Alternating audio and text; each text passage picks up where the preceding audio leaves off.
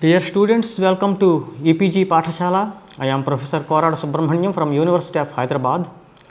In the paper Vedic, Epic and Puranic Culture of India, today we are going to discuss the module on 16 Samskaras or Sodasasamskarah-Part 2. In Part 1, we had seen there were actually 40 Samskaras enumerated by Gautama in his Smriti, Gautama Smriti.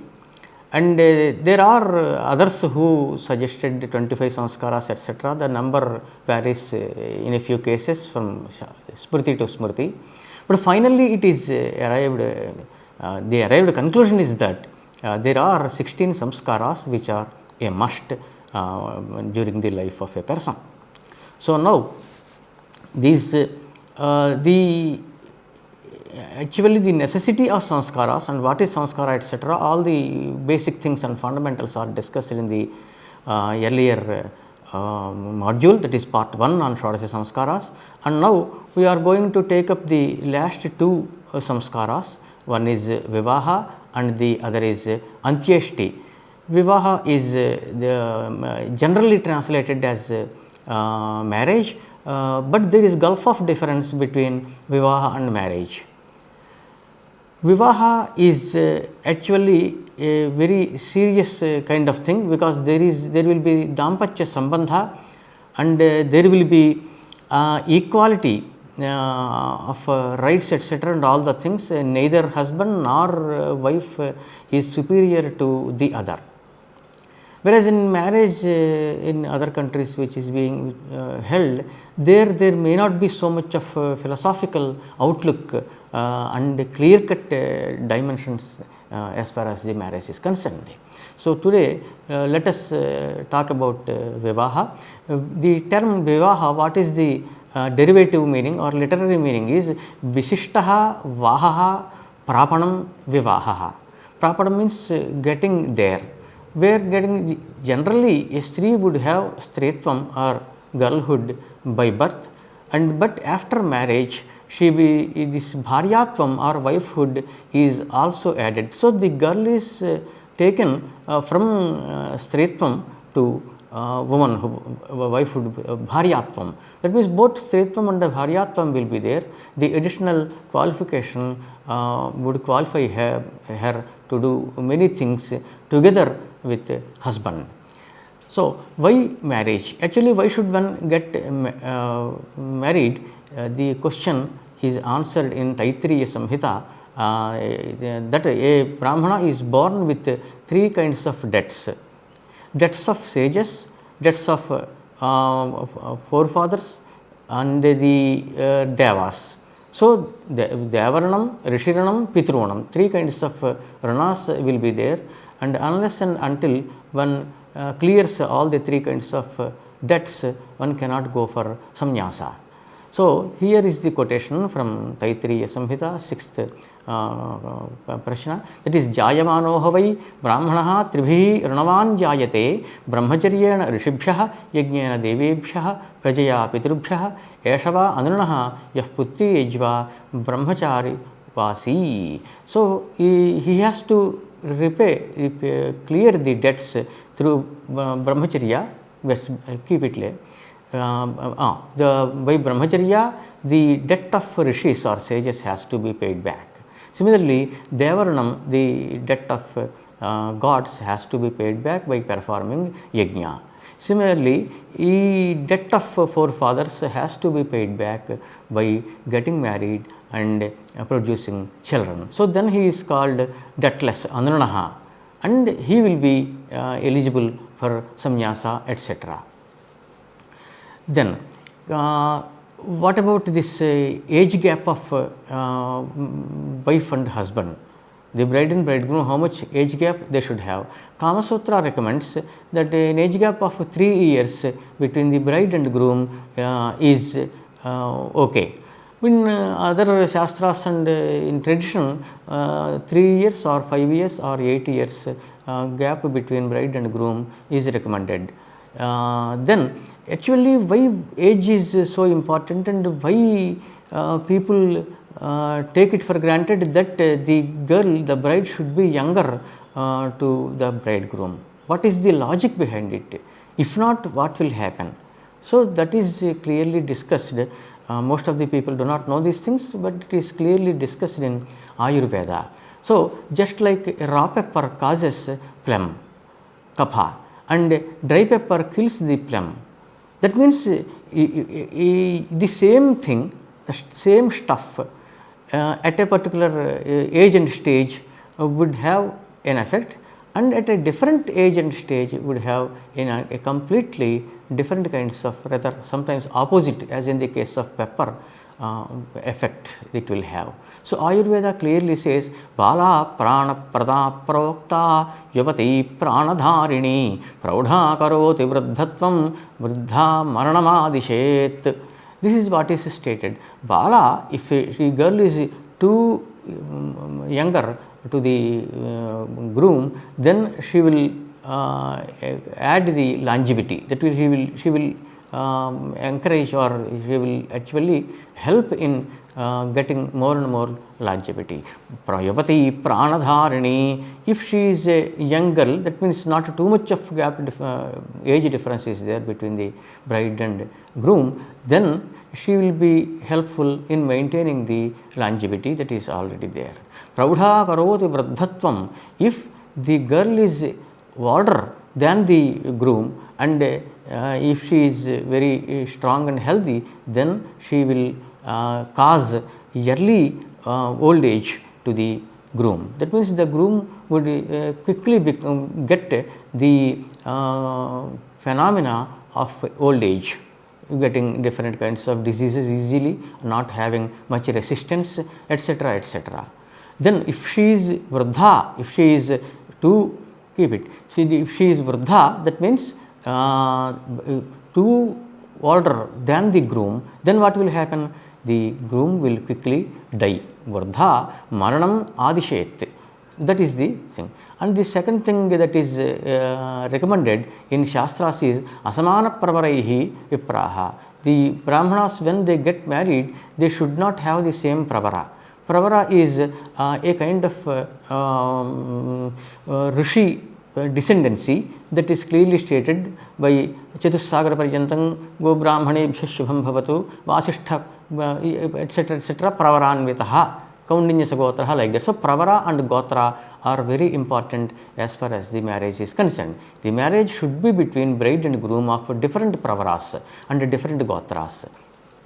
Then Smritis prohibited this Gotra also. Gotra is nothing but descendancy of any one of the 7 rishis. There are Saptarshaya, Atri, Bhrugu, Vasishtha, Vishwamitra, etc., etc. All the people are considered to be descendants of any one of these rishis, and that rishis Gotram would continue. So, same, if the bride and groom have got the same Gotra, marriage is prohibited. Next, a girl and a boy having sapindya or blood relation should not marry, because there will be problems, serious problems. We cannot discuss all the problems here. And Urdham Saptamat Piturbandhubhyaha. So, the bride and groom should not be closely related, at least 7 generations of from the side of father, and Bijanascha Madhrubandhubhyaha Panchamat. And from the point of view of mother, there should be 5 generations of gap between the bride and groom. Then only they can get married. As per the ancient Grihisotras and Dharmasotras, the girls were married around the time of puberty. So, it used to be the case. Before puberty, marriages were not there as far as the Grihisotras and Dharmasotras are concerned, but later, since the invaders from other countries had come and interfering in the personal lives of the people, especially getting the girls married, etc., there was a recommendation in the some hundreds of years ago to get the girl married as early as 8 or 9, something like that. Otherwise, according to Dharma Shastras, etc., it is only after puberty. That means 12 or after 12 or 13 only girl has to be married. Having brothers, Sabhratruka is a must for a girl to be married. Abhratrukam, etc. is clearly stated in Dharmashastras, although some conditional procedure is offered for a girl without a brother. Suppose a brother, the girl doesn't have a brother, her near relatives, that means her father's brothers, etc., if they have a son, then the marriage is okay. So, a girl should have a brother. And the bride. Apastamba Grihya Sutram prescribes the qualification of a girl. How? Bandhu Shela Lakshana Sampannam Arogam Upayachet. One should marry a girl who has got good bandhujana, that is relatives, and good character, and good lakshanas. Lakshanas are related to samudrikam.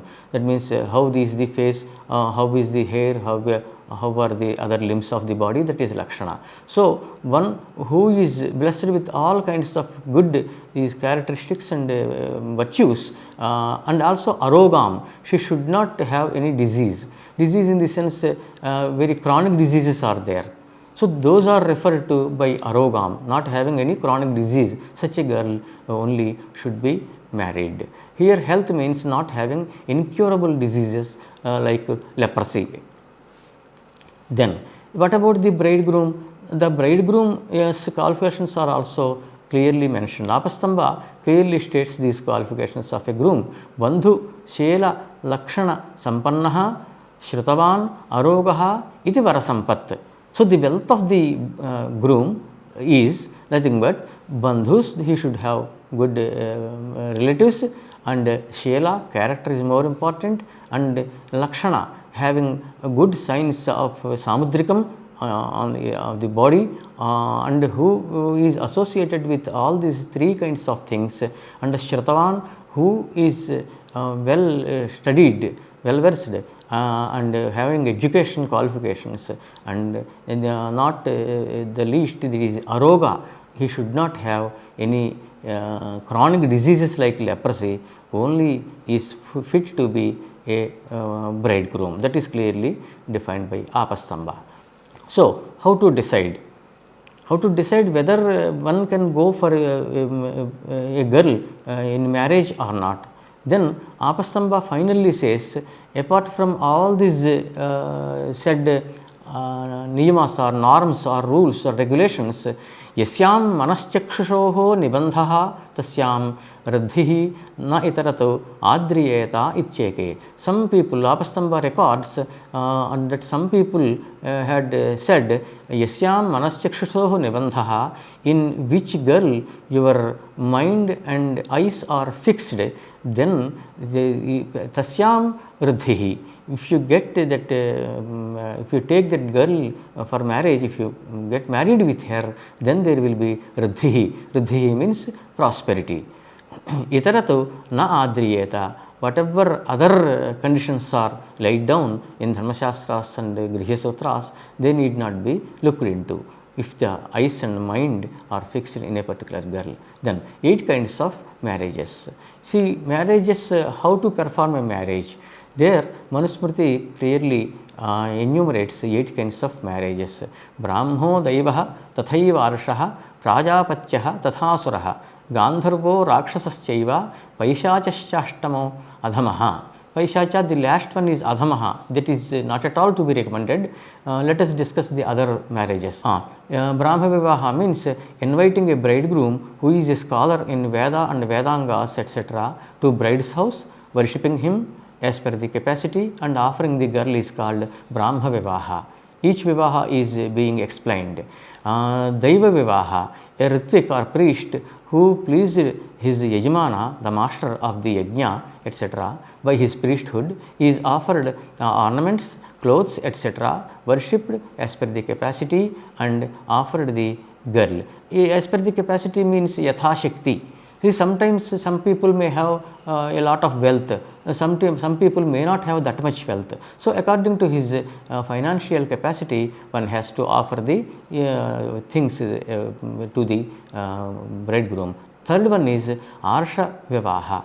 Rishi is Veda. Arsha Vivaha means having received a pair of cows that is a cow and an ox from the bridegroom as a token, the girl is offered. During those days, these kind of Gomithanan Dajjat were being offered to groom, not to the girl. So, then the fourth one is called Prajapatya Vivaha. The donor of the bride says to the groom, I offer you my girl, both of you should perform the auspicious rites and have good offspring. Worships him and offers the girl. By saying that these words, the father of the girl offers the girl in marriage to the groom. This is called Prajapatya Vivaha. Asura Vivaha. Having paid some amount to bride's party, the groom weds the girl either in bride's house or elsewhere with his own expenditure. This is just the reverse case of what is happening today. Today we have the dowry system, etc. But during those days, Kanyashulkam was there. The groom, instead of receiving any amount, etc., wealth from the bride's party, he has to offer some wealth or something to the bride and get her married. Expenditure has to be borne by the bride's party only. This is called Asura Vivaha. Gandharva Vivaha, it is nothing but the so-called love marriage. That means the bride and groom fall in love with each other and then they decide that to get married and go ahead. This is by exchanging some ring, etc., etc.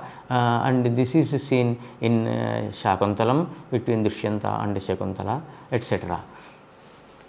Rakshasa Vivaha.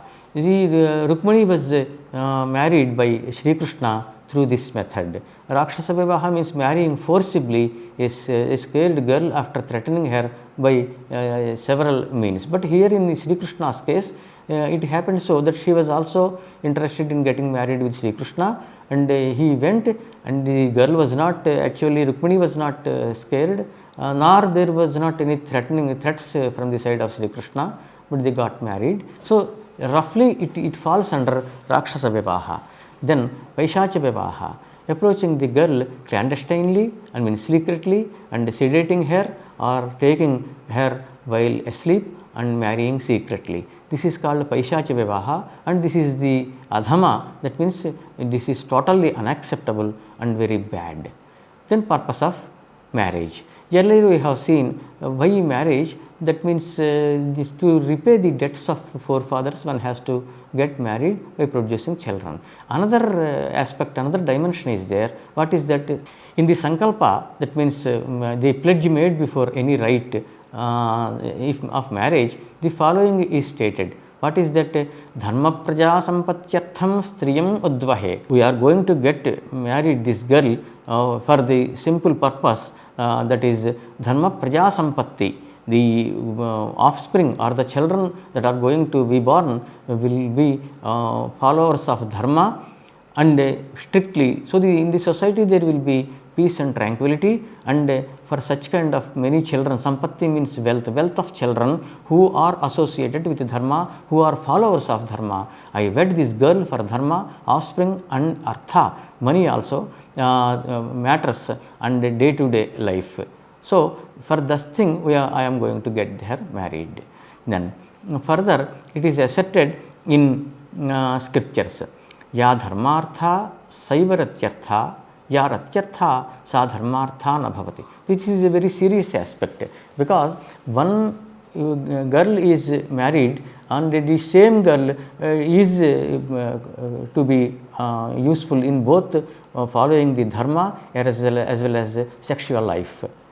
And whoever is taken for ratyartha cannot be there for dharmartha. That means whoever is married, accepted, the girl who is accepted for sexual pleasure cannot be taken or cannot be useful in attaining dharma. So first it is dharma. Dharma is the base of the Indian culture. We have been discussing these things through modules, and when there are four purusharthas like dharma, artha, kama and moksha, the artha, the wealth or the ways of wealth that is associated with dharma only is acceptable. Similarly, kama, the married life that is associated with dharma only is acceptable. So, this is actually what is meant by ya dharmartha, whichever girl is for dharma, Saiva Ratyartha, she only is to be accepted for sexual life also. Ya Ratyartha, the girl who is accepted for sexual pleasures, sa dharmartha nabhavati, she should not be, I mean, accepted for dharma, cannot be accepted. This is Dharma Shastram. So, and the bride, auspicious time for marriage. So, when to hold the marriage, when it is to be performed. Apastamba rules that all the auspicious stars mentioned in Jyotisham astrology have to be taken for marriage. There are some Punya Nakshatrani, some nakshatras. Specifically in Jyotish Shastram, what happens for different kinds of karmas, different nakshatras are recommended. So, Sarvani Punyoktani Nakshatrani, Apastamba Grihasutram says, whichever stars are, I mean, enumerated as Shubha Nakshatra or Punya Nakshatra, those nakshatras are acceptable for marriage also. That means during the period of that nakshatra, it varies, the time varies from 56 to 66 Gatikas, or roughly around 24 hours. A nakshatra's tenure will be there, period, span will be there. So, during the span of that particular nakshatra, which is listed as a Punya Nakshatra in Jyotisham, is good for marriage. Then, matching of horoscopes. This is a serious matter. I have to discuss elaborately a bit. In Indian subcontinent, since time immemorial, there has been the habit of checking the compatibility of horoscopes of bride and groom. What is this? For the horoscope is nothing but a chart that tells you the Purvajanma karma, both Punyam and Papam. If it is Punyam, then there will be Shubha Grahas, and Grahas which are in exalted position are called Ucha Sthiti. And if the papam or sin that is accrued during earlier lives is to be reflected, then it will be, the grahas will be in papasthana. This is Shashthashtama Vyaya, 6th, 8th and 12th places, as well as in Nicha, that is non-exalted, opposite to exalted position. So, now what one has to do is, first of all, it is Grahamaitri. Grahamaitri is, there are in Jyotisham, in Jataka Chakram, rather in an horoscope, there will be two things. One is noted as Lagna. Lagna means where Ravi was there at the time of birth. And then Chandra Rashi will be there, where Chandra is there. This is called generally Rashi in a Rudhi, popular meaning. So, the lord of the Rashi, that is Chandra Rashi, should have actually friendship, I mean mitratvam with the lord of the Rashi of the bride also. So, the lords of Rashis of bride and groom, in one word, should not have hostility. They should be friendly with each other. These details are provided in Jyotish Shastram, especially Jataka Skandha. Jyotish Shastram has got 3 skandhas. One is Muhurta Skandha, next Jataka Skandha, the other is Siddhanta Skandha. So, Jataka Skandha or Hora Skandha deals with these matters. Then what happens? Another thing is, when counted from the Lagna of the bride, it should not be the 8th place, bridegroom's Lagna. So, from bride's Lagna, 8th place of this bridegroom's Lagna is not good. It is called Shashthashtaka. If there is any marriage between such kind of girl and groom, then there will be continuous hostility. Always they go on fighting with each other. Similarly, there are many other situations where marriage is not acceptable. Then another thing is, there is a serious matter called Mangalik. Generally it is called Mangala, means Kuja. Kuja dosha is there.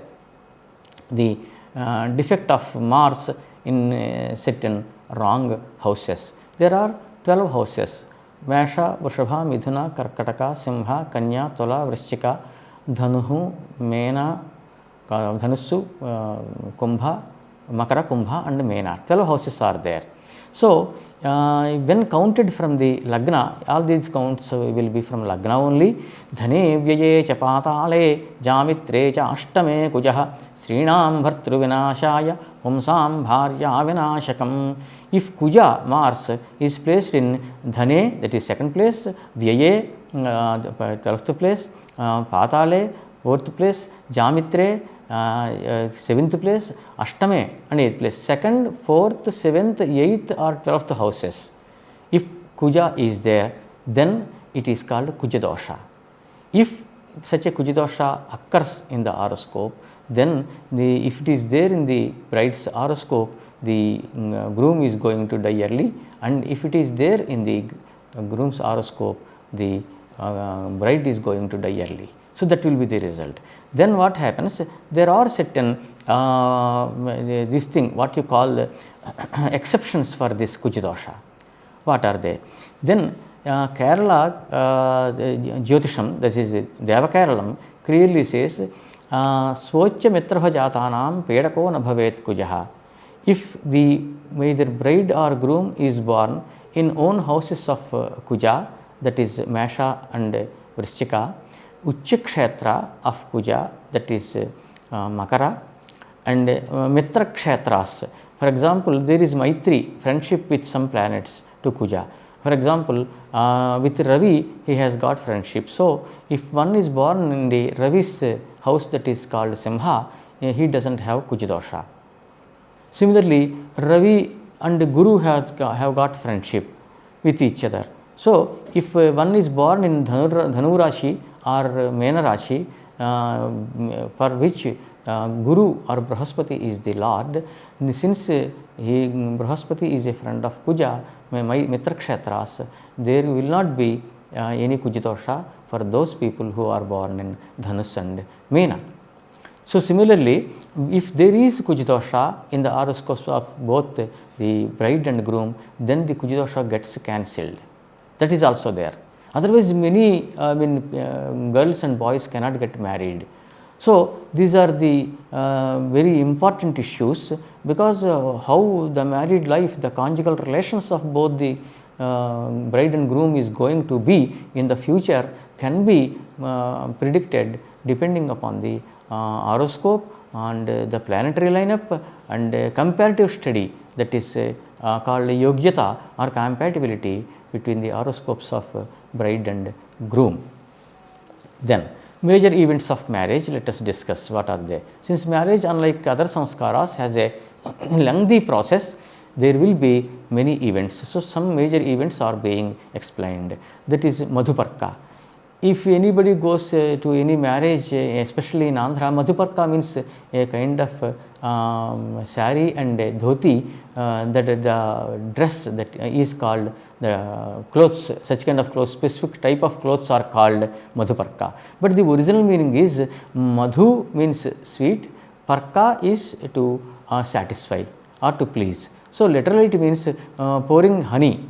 Strictly speaking, while receiving the bridegroom at the bride's house, honey etc. is offered just to honor the groom's party. Nowadays also the juice of good that is being offered to bridegroom on the arrival at bride's house, or the anything hostel or something, any guest house or something that is offered for staying during the marriage to the bridegroom's party.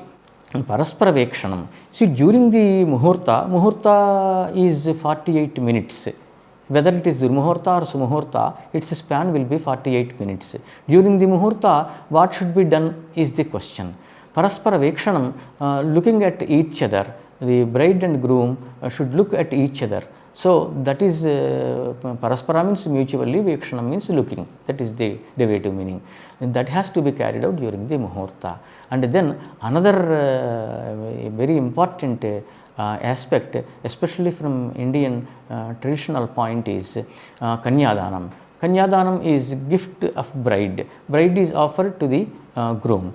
Then the priest tells the groom, you have to make a pledge that you are not going to neglect her, the bride, in terms of dharma artha and kama. So priest asks him, dharme cha arthe cha kame cha tvaya esha nati charitavya. She should not be neglected by you in terms of dharma, performing rites, and artha, the matters related to finance and wealth, and then kama, the sexual life. In all these three aspects, you should not ignore your wife's opinion. You have to respect her opinion. So that is what is said. Hereafter, the bride is called Patni, Bharya or Sahadharmacharini, while the bridegroom is called Pati, Bharta, etc. Together they are called Dampati. So Dampati, Jampati, Jayapati, these words are exclusively used only in Indian tradition. What does it mean? Both of you have got right or responsibility together but not separately. In order to express such kind of meaning, the terms Dampati, Jampati, Jayapati are used. And after marriage, the groom becomes Pati, and Pati, Pati iti Patihi, the derivative meaning if you want, who protects this. In another module, we have discussed that the Pati has to protect her, like that. So Jaimini in Pauromimamsa clearly states that the bride and groom, whether wife and husband, Pati and Patni hereafter, because marriage has taken place, then we are discussing Pati and Patni have got the similar and equal responsibility and authority over all those things. Svavatostu vachanatu aikakramyam syat. In the case of a wife and husband with wealth, due to the Vedic sentence dharme cha arthe cha kame cha nati charitavya, both are entitled to combinedly perform the same rite. So aikakramyam, ekakarmanaha bhavaha aikakarmyam. So that should be taken into consideration. So separately they cannot do. And another thing is, whichever karma is performed, if it is a punya karma, wife will partake of the punya of husband, whereas if it is a papa karma, the wife or Patni does not partake of the papa. This is popularly referred to as Dampatyoho Sahadhikarat, since wife and husband have to do things together. Then Panigrahanam and Pradhana Homam. Panigrahanam is nothing but holding by hand of Patni by Pati. And Pradhana Homa is a principal fire of all oblations. After holding Patni's hand, Pati combinedly performs this Homa. Laja Homa. Lajas means grains that are put in fire for 3 times. Combinedly they put while mantras are being recited. So Agni Parinayanam. Parinayanam is Agni is nothing but fire. Parinayanam is nothing but going around. That is nothing but making pradakshina around the fire. Then Ashmarohana is there. Ashma means a stone. The Patni is made to tread on a millstone. That is called Ashmarohana. Then Saptapadi is there. This is a very important aspect. Saptapadi means by talking 7 words or walking along with for 7 feet, both the people will become friends. Sakhyam Saptapadinam, that is the thing. So here in marriage also, the wife and husband, Pati and Patni, are made to walk for 7 feet, but while walking 7 mantras are pronounced. This is a very important aspect of marriage.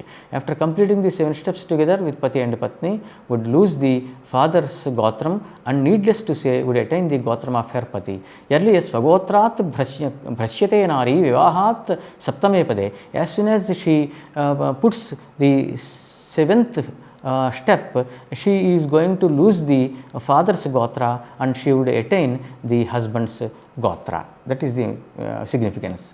Then at every step, the Pati recites a specific mantra. What are the mantras? What are their meaning? Quickly let us have a glance. Ekamishe Vishnustvan Vetu. May Vishnu give you rice for your first step. Urje Vishnustvan Vetu. May Vishnu give you strength for your second step. Trini Vrataya Vishnustvan Vetu. May Vishnu give you the willpower to perform vratas, rites and with specific conditions for your third step. Then 4th step.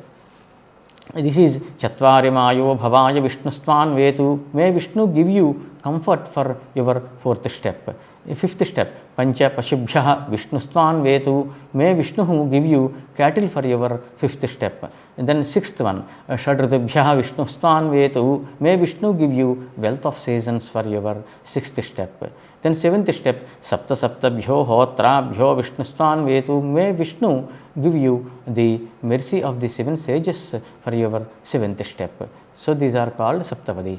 After the Patni is on the seventh step, the Pati recites the mantra Sakhi Saptapada Bhava Apastamba Sakheti Saptame Pade Japati. That mantra is pronounced. That means you have become a friend of mine.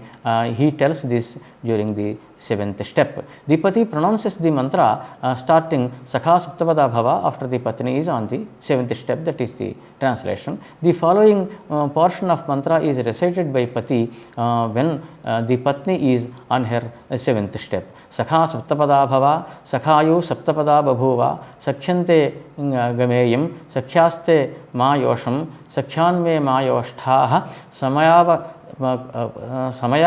Sankalpavahi, Sampriyev Rochishnu Sumanasyamanau. These are the mantras that are rendered recited during the seventh step, and the meaning is to be seen in the main text. Graha Pravesha, then there will be entering a Gruha. That means this Pati and Patni are entering a house because they have become Dampati. So, after Saptapadi, the Pati takes Patni to his house while reciting the following mantras, which are significant.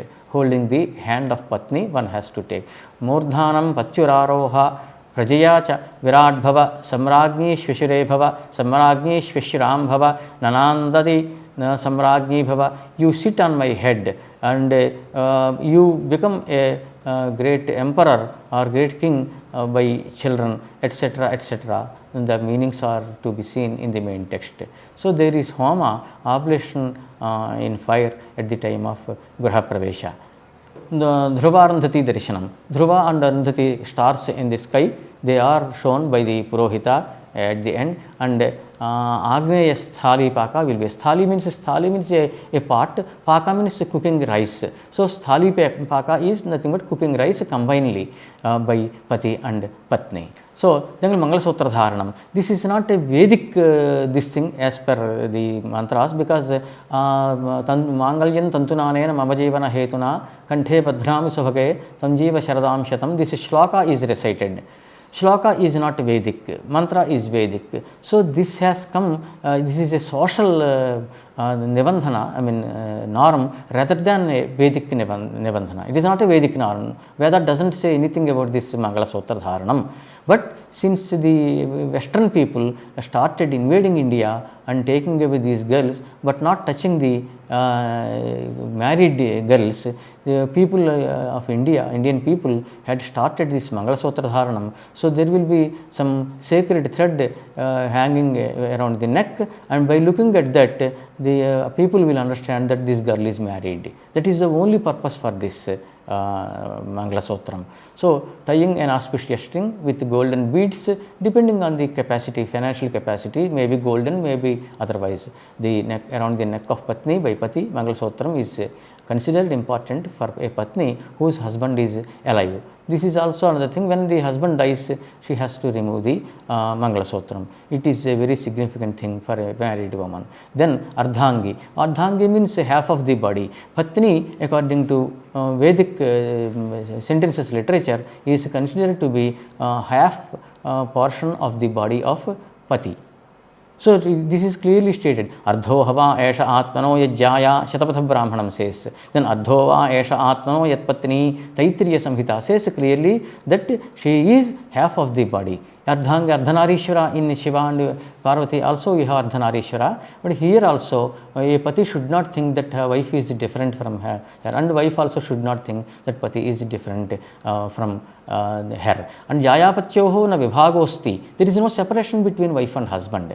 Panigrahanadhi sahatvam karmasu, due to Panigrahanam, Vivaha and marriage, sahatvam karmasu, in every rite both have to participate combinedly together.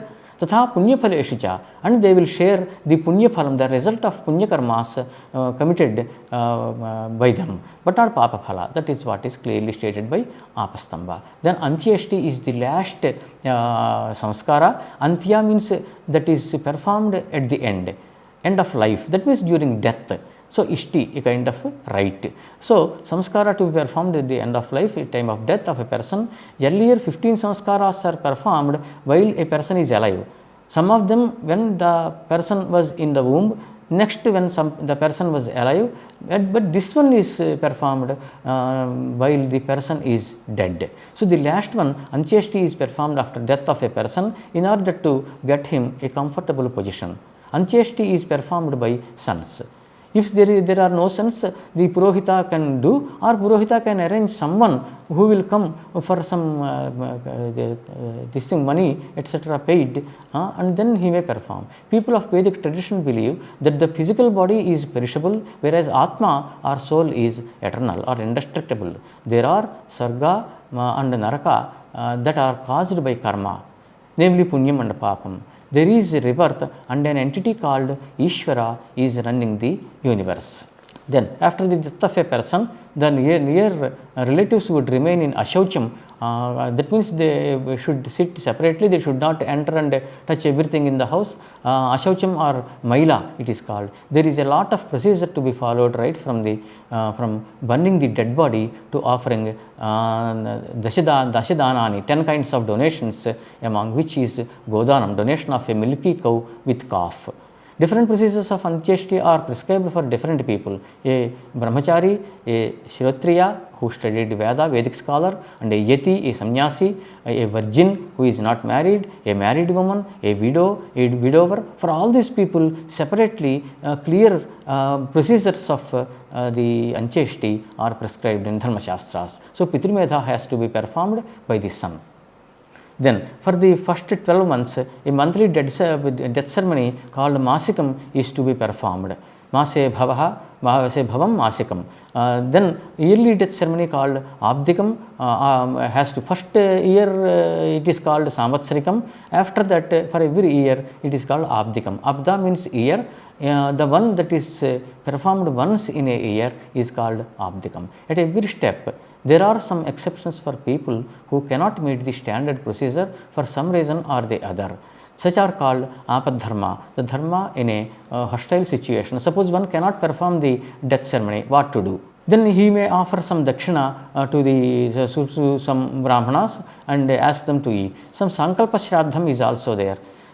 So, by and large, we can summarize the module by saying that marriage is a very, very important aspect of life in a person, especially in Indian tradition, and marriage is not a correct translation of Vivaha. Vivaha, since it is pregnant with meaning, loaded with meaning, better be adapted rather than trying for a translation or rendering. So, after marriage, the Pati and Patni cannot be treated separately, they are one and the same. They have to perform the rites together, separately they cannot do. And whatever Punya Phalam will be there, that also they will share. And on the not only on the money, but on wealth, any kind of thing that is there, both this Pati and Patni would have equal rights. So, that is called Dampatyoho Sahadikarat, like that. So, all the Saptapadi, after Saptapadi, the bride would forego her Gotram of her father and gets the Gotram of her husband. So, Saptapadi is very important, and other homas are also so important. Finally, Antyeshti is also not simply left out like in other cultures. There is a lot of procedure to be followed while performing Antyeshti, because after the death, Atma will be Nitya, and the Atma of the person would travel as per his punyam and papam, and there some sanskaras as per the individual, that is, if he is a sannyasi or a virgin or a grahastha or married woman, etc., etc., separate shrutriya, separate procedures for performance of this death ceremony are prescribed in Dharma Shastras. So, for more details, please visit the website of EPG Pathashala. Thank you very much for being with us. Shubham Bhuyat.